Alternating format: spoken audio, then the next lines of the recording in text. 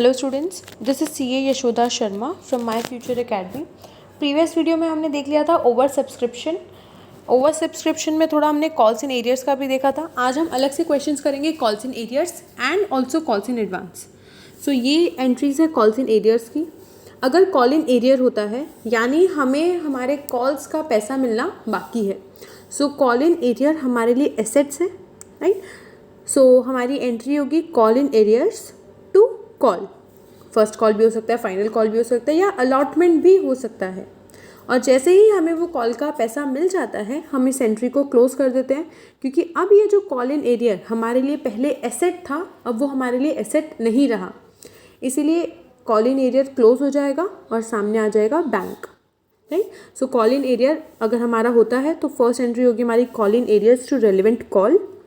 On receipt of call in arrear bank to call in arrears. एक example देखते हैं।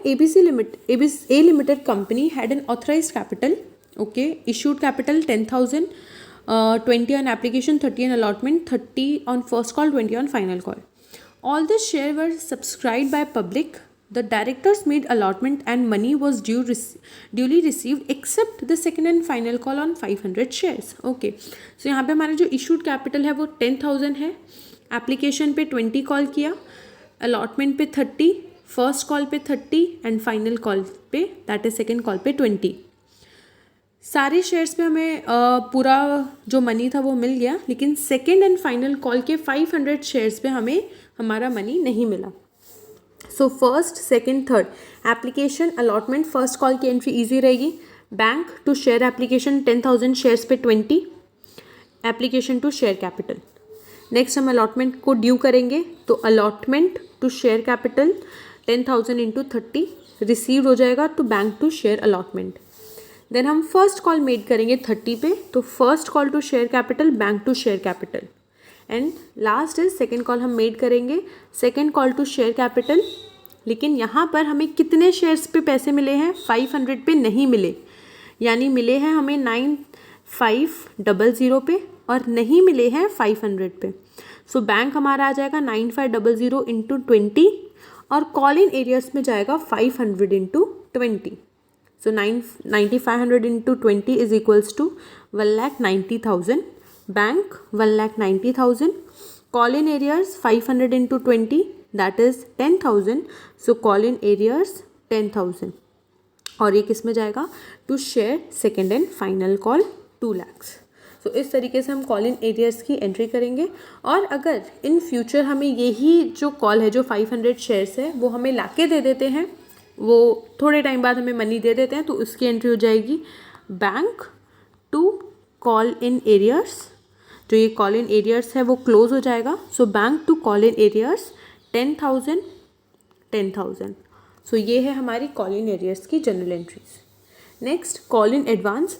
जैसे कुछ शेयर कैपिटल शेयर होल्डर्स है जो नहीं देते, उसी तरीके से कुछ शेयर होल्डर्स एडवांस में हमें पैसे दे देते हैं, उसकी जनरल एंट्री है bank to calls in advance. हमें पहले ही कॉल्स इन एडवांस मिल गया और जैसे ही उनका ड्यू होता है, सपोज जैसा हमने देखा था कि ओवर सब्सक्रिप्शन होता है तो हमारे पास पहले ही पैसे आ जाते हैं, राइट। सो उस केस में हम करते हैं bank to call in advance. Suppose उन्होंने फर्स्ट कॉल का पहले ही पैसा दे दिया, तो जैसे ही हम फर्स्ट कॉल ड्यू करेंगे हम इस एंट्री को रिवर्स कर देंगे, तो यहाँ पे आ जाएगा call in advance to share capital, क्योंकि उसको शेयर जिस भी शेयर का देना था, फर्स्ट कॉल या सेकेंड कॉल, सो यहाँ पर रिस्पेक्टिवली शेयर फर्स्ट कॉल आ जाएगा। एक एग्जाम्पल देखते हैं तो थोड़ा और क्लियर होगा।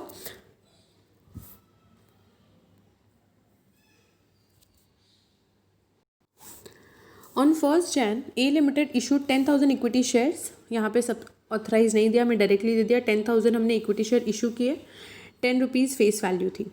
Application allotment first and final call made किया गया। Application 3, allotment 3, first and final call 4। Application were received for 13,000 shares and the director made allotment in full to the applicants demanding 5 or more share and return the money to the applicant of 3,000। मतलब 3,000 को return कर दिया गया, refund कर दिया, बाकी 10,000 shares को full allotment कर दिया। One shareholders who was allotted 200 shares paid first and final call with the allotment money. So यहाँ पर अलग अलग से हमें वर्किंग नोट बनाने पड़ेंगे। सो एक जो शेयर होल्डर था जिसके पास 200 शेयर्स थे, उस शेयर होल्डर ने क्या किया, फर्स्ट एंड फाइनल कॉल का अलॉटमेंट मनी के साथ ही उसने पे कर दिया। यानी हम यहाँ पर ये चीज़ नोट करेंगे, इस 200 शेयर होल्डर ने हमें एडवांस दिया फर्स्ट एंड फाइनल कॉल का with the allotment money, and other shareholders who did not pay the allotment money on his 300 share and paid it with the first and final call।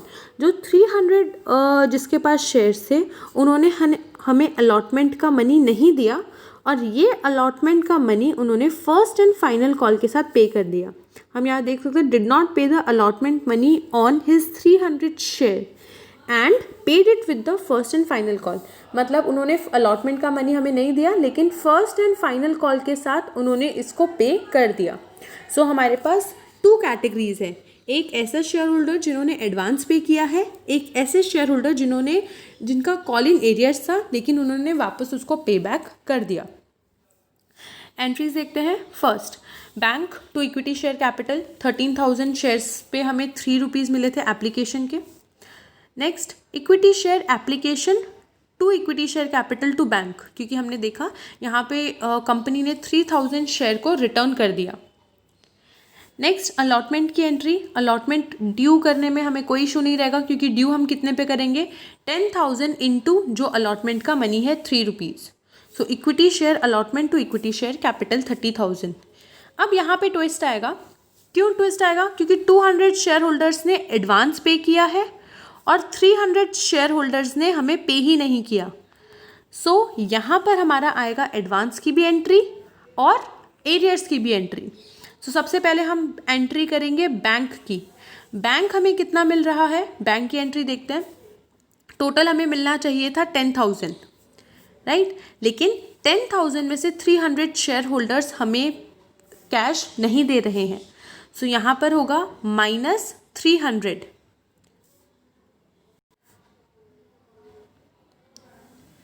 इतने share holders ने हमें bank दिया, 9700 share holders ने हमें bank दिया। सो allotment हो गया यहाँ पे 9700 इंटू 3। सो यहाँ पर हम देखेंगे तो 9700 जो हमारे बचे, टोटल 10,000 थे। 10,000 में से हमने देखा कि 300 शेयर होल्डर्स हमें अलॉटमेंट का मनी नहीं दे रहे, तो टोटल हमें कितने दे रहे हैं, 9700। 9700 पे मेरे को अलॉटमेंट का मनी दैट इज़ 3 रुपीज़ मिल गया, तो यहाँ पर आया 29,100। हम एंट्री करने लगे, इतने में हमने देखा कि 200 शेयर होल्डर्स थे जिन्होंने हमें फर्स्ट एंड फाइनल कॉल का अभी पे कर दिया। सो हमें तो बैंक में कौन सी एंट्री डालनी है, जितना कैश हमारे पास आ रहा है हम एज इट इज़ बैंक में डाल देंगे। सो 200 इंटू 4, क्योंकि हमारा अलॉटमेंट का जो मनी है, हमारा जो फर्स्ट एंड फाइनल कॉल का प्राइस है वो है 4 रुपीज़। सो 200 इंटू 4, 800 रुपीज़ भी हमें आज ही मिल गए। तो 29,100 प्लस 800, क्योंकि फर्स्ट एंड फाइनल कॉल का जो 200 शेयर्स पे हमें मिला है वो भी हमें आज ही मिल गया। तो हमारे बैंक में जाएगा 29900। सो यहाँ पे हम देखेंगे bank 29900। Call in arrears that is 300 into 3 debit हो जाएगा, क्योंकि हमें नहीं मिला। सो 900 हमारा डेबिट होगा। कॉल्स इन एडवांस 200 इंटू 4, जो कि हमने यहाँ पे देखा 300 इंटू 3 हमारा है कॉल्स इन एरियर्स, क्योंकि हमें नहीं मिला। 200 इंटू 4 है हमारा calls in advance.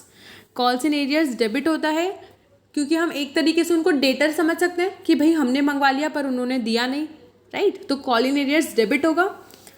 Call in advance liability इसलिए होती है क्योंकि हमने मंगवाया नहीं और हमें पहले ही वो पैसे मिल गए। जैसे कि हमारे कुछ एक्सपेंसेस होते हैं, हमें इनकम मिलनी है, एक्सपेंसेस नहीं, हमें इनकम मिलनी है, 1 महीने बाद इनकम मिलनी है, लेकिन हमें आज ही 1 महीने पहले इनकम मिल जाती है।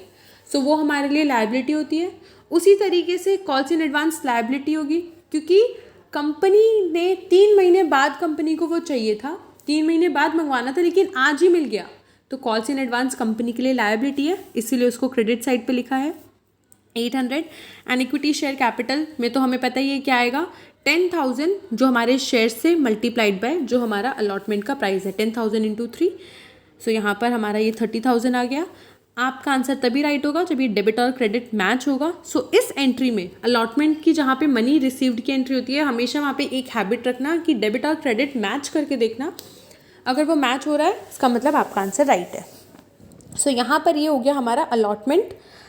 यहाँ पर फर्स्ट एंड फाइनल कॉल की एंट्री नहीं करके रखी है, क्यों? क्योंकि यहाँ पे लिखा है 3 months आफ्टर द अलॉटमेंट। सो अभी फर्स्ट एंड फाइनल कॉल मंगवाया ही नहीं गया है इसीलिए, वरना एंट्री होती तो किस तरीके से होती? अगेन हम first and final call made करते। सो यहाँ पे एंट्री होती first and final call to equity share capital. First and final call में जाता 10,000 इंटू 4, राइट। बैंक में क्या अमाउंट आता वो सबसे ज़्यादा इंपॉर्टेंट है। बैंक में अमाउंट आता 10,000 इंटू 4, दैट इज़ 40,000। लेकिन हमें ऑलरेडी एक एडवांस का मनी यहाँ पर मिल चुका है 800, तो हमारे पास एक्चुअल में 40,000 नहीं आता, 800 जो उसमें से हमें मिल चुका है हम यहाँ माइनस करेंगे। साथ ही साथ जो ये 900 मनी था, जो 300 शेयर होल्डर्स थे जिन्होंने हमें अलॉटमेंट का मनी नहीं दिया था, उन्होंने हमें फर्स्ट कॉल तब हमने मंगवाया तब उन्होंने बोला लो हमारा भी पैसा ले लो, तो प्लस 900। सो माइनस 800 करेंगे प्लस 900 करेंगे तो हमारा आंसर आएगा 40,100। तो यहाँ पर कॉल्स की एंट्री करके रखिए, हम वो देख लेते हैं। बैंक में जाएगा 40,100। कॉल्स इन एरियर्स का जो हमें एक्स्ट्रा मिला है कॉल्स इन एरियर्स वो यहाँ पर क्लोज हो जाएगा 900। Equity share first and final call के लिए हम एक और चीज़ कर सकते हैं, यहाँ पर कॉल्स इन एडवांस क्लोज होगा, that is calls in advance जो ये एंट्री की है हम इसके साथ में कर सकते हैं। कॉल्स इन एडवांस डेबिट होगा 800 से और इक्विटी शेयर फर्स्ट कॉल में आ जाएगा 40,000। सो आप इस एंट्री को मिक्स करके भी कर सकते हो या फिर जैसे बुक ने किया है आप वैसे भी कर सकते हो, वन एंड द सेम, कोई इशू नहीं है। सो ये हो गया हमारा एक first calls in advance and calls in arrears का क्वेश्चन। क्या ऐसा हो सकता है कि 3 महीने बाद तक भी जो कॉल इन एरियर्स वाले जो शेयर होल्डर्स है वो हमें पैसे ना दे? डेफिनेटली ऐसा हो सकता है। सो उस सिचुएशन में कंपनी क्या करती है, जो भी शेयर्स है उनको फोरफिट कर लेती है, मतलब उन शेयर्स को अपने पास रख लेती है, उनके शेयर्स कैंसिल कर देती है। जैसे कि 10 रुपीज़ का शेयर है, 2 रुपीज़, 3 रुपीज़ और अगेन 3, 2, इस तरीके से कंपनी ने कॉल किया। एक शेयर होल्डर था जिसने एप्लीकेशन दे दिया, अलॉटमेंट दे दिया, कॉल इन एरियर नहीं दिया, तो अभी तो कंपनी ने कुछ नहीं किया। फिर वापस से जब फाइनल कॉल मेड किया तब भी उस शेयर होल्डर ने फाइनल कॉल नहीं दिया। सो ऐसी सिचुएशन में कंपनी क्या करती है, इसके शेयर को कैंसिल कर देती है, मतलब उसका शेयर अब उसका नहीं रहा और ये जितने भी पैसे कंपनी को मिलते हैं एप्लीकेशन और अलॉटमेंट के, वो सारे के सारे कंपनी खुद के पास रख लेती है, रिटर्न भी नहीं करती। मतलब शेयर भी कैंसिल कर दिया और साथ ही साथ उसके जो मनी है एप्लीकेशन और अलॉटमेंट का वो भी फोरफिट कर लेती है। फोरफिट करना मतलब वो भी अपने पास रख लेती है और उसी को कहते हैं फोरफीचर ऑफ शेयर्स। सो यहाँ पर अब क्या करना पड़ेगा, जो भी हमने सपोज हम शेयर इशू करते हैं तब हम क्या एंट्री करते हैं, bank to share capital, share capital bank to share application, bank to share application. Application में अभी तक हमने उसको शेयर नहीं दिया, लेकिन जैसे ही हम इस शेयर एप्लीकेशन की एंट्री को रिवर्स करेंगे, share application to share capital, जैसे ही हमने बैंक में शेयर कैपिटल की एंट्री की मतलब हमने उसको वो शेयर्स दे दिए। शेयर को कैंसिल करने के लिए अब हमें सिंपली क्या करना पड़ेगा, इस शेयर कैपिटल की एंट्री को रिवर्स करना पड़ेगा, राइट। सो यहाँ पर फोरफीचर ऑफ शेयर की एंट्री में क्या होगा, share capital debit, right. Next to share allotment, जितना भी कैश सामने वाले ने दिया है वो आ जाएगा फोरफीचर ऑफ शेयर्स में। फोरफिट मतलब कि इतना पैसा उसका फोरफिट कर रहे हैं। जितना अभी तक हमने मंगवाया है, सपोज हमने अलॉटमेंट का मंगवाया और उसने हमें नहीं दिया, सो उसने अलॉटमेंट का नहीं दिया, उसने शेयर कॉल का नहीं दिया, तो जो हम मंगवाते हैं और वो नहीं देता उसको हम उसके नाम से लिखते हैं to share allotment to share call, और जितना हमने उसका पैसा फोरफिट किया है वो हम लिखते हैं टू फॉरफिटेड शेयर्स। इसी में हम एग्जाम्पल लेते हैं, इसी एंट्री में हम एग्जाम्पल लेंगे। एक शेयर होल्डर था जिसके पास 10 शेयर्स थे। एप्लीकेशन का मनी है 2, अलॉटमेंट का मनी है 3 और फाइनल कॉल का है 5। ये जो शेयर होल्डर है जिसके पास 10 शेयर्स है उसने 2 रुपीज़ दे दिए, अलॉटमेंट मनी नहीं दिया, शेयर कॉल मनी नहीं दिया।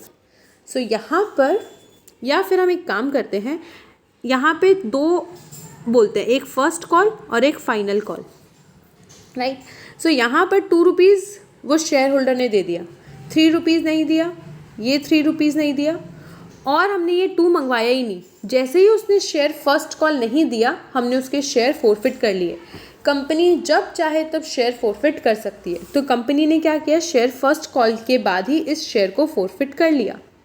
सो शेयर कैपिटल में क्या एंट्री आएगी, 10 इंटू 10 होगा या 8 होगा, 10 इंटू 8 होगा। जितना पैसा मंगवाया है उतना ही हम शेयर कैपिटल को डेबिट करेंगे। सो यहाँ पर हो जाएगा 80, 10 इंटू 8 80। फॉरफीचर में कितना आ जाएगा, 10 इंटू 2। जितना पैसा उसने दिया है उतना पैसा ही हम फॉरफिट कर सकते हैं, तो टू फॉरफिटेड शेयर में आएगा 20। शेयर अलॉटमेंट में कितना आएगा, अलॉटमेंट का कितना था 3, तो 10 इंटू 3 30, और शेयर कॉल में चला जाएगा 10 इंटू 3 30। सो यहाँ पर आ गया 80, ये हो गया 80, ये हो गया हमारा टैली। सो हमें क्या देखना है, शेयर कैपिटल में उतना ही अमाउंट जाएगा जितना हमने अभी तक मंगवाया है। अगर हमने कोई अमाउंट नहीं मंगवाया तो वो हम शेयर कैपिटल में डेबिट भी नहीं करेंगे। एक इलस्ट्रेशन देखते हैं। If mister XYZ Limited issued 5,000 equity shares of 10 each at par, on application ₹2, on allotment 3, on first call 3, and on second call ₹2. Mr. X was allotted 40 shares. Give the necessary journal entries. Okay, so यहाँ पर हमें पहले general question बताया है कि 50,000 by equity shares थे। Application allotment first and final call पे इस तरीके से पैसे मंगवाए हैं। एक एक्स शेयर होल्डर्स थे जिनको 40 शेयर अलॉट किए, उन्होंने इस तरीके से पैसे नहीं दिए और उनके शेयर्स को फॉरफीचर कर लिया। Case 1, if Mr X fail to pay the allotment money and his share were forfeited, मतलब कि अलॉटमेंट मनी नहीं दिया और कंपनी ने अलॉटमेंट के बाद ही शेयर फॉरफिट कर लिए। सो यहाँ पर शेयर फॉरफीचर की एंट्री क्या आएगी, इक्विटी शेयर कैपिटल, कितने पैसे जाएंगे इक्विटी शेयर कैपिटल में, ₹2 एंड ₹3, जितना मंगवाया, तो टोटल 5, सो 40 इंटू 5। फॉरफीचर में कितना जाएगा, जितना मिस्टर एक्स ने पे कर दिया, सो ₹2 टू फॉरफीचर ₹2।